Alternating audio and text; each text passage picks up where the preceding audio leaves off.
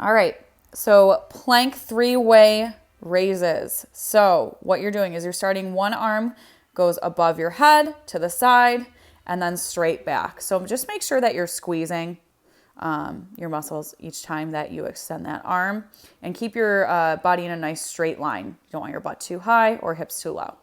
All right, so pike presses into cobra. So you go down and then you quickly transition into that cobra pose. These are really tough, so just take your time with those.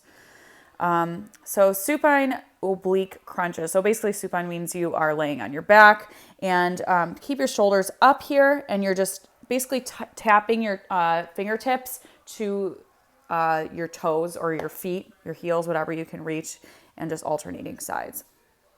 Here you've got eccentric leg lowers. So lying flat on your back, make sure that lower back is pressed to the ground as much as you possibly can. And you are lowering those legs as slow as you possibly can. Slow, slow, slow, slow, slow. So here I show you a modification. If the double legs are a little bit too much for you right now, you can do one leg at a time. That'll make it a little bit easier for you. But again, I want you to concentrate on going as slow as you can on the way down. The way up, I really don't care how you get your legs back up into the air. You can go as quick as you want, whatever you want to do. Here we've got decline push-up and 2 knee-ins. So feet are up, hands are on the ground, body's in a nice straight line.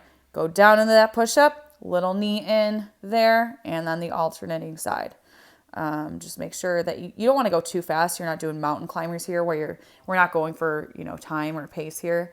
Just go nice and slow. You want to feel every bit of that movement. So these are another movement where you want to kind of pretend that you're holding dumbbells.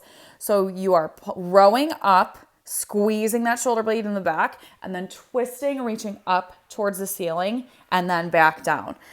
Just make sure that you're up on your toes, that you're nice and stable. You want to try to keep your wrists, shoulders, and elbows in line of the hand that's actually planted here and not working.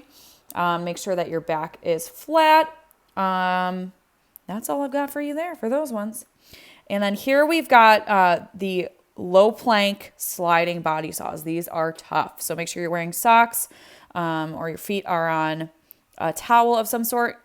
You want to make sure that your core is engaged. So almost round your back just a little bit and squeeze that butt while you're doing these. And you're going to use your forearms to pull your body forward and then back. I just moved here to show you what it looks like from both angles. So yeah, you're just sliding back and forth using the core, but also using your forearms to kind of help you pull. But if you need help with your core, this is the movement for you, I promise. And then here we have some plank reach outs with a couple hip dips. So you're going in a low plank, reaching one arm out, other arm out, and then dip, dip. So basically you're just alternating sides. So reach out, dip, dip. Reach out, dip, dip.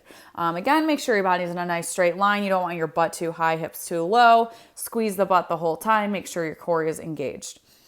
This next one was pretty tough for me to show here because my counter comes to a point there.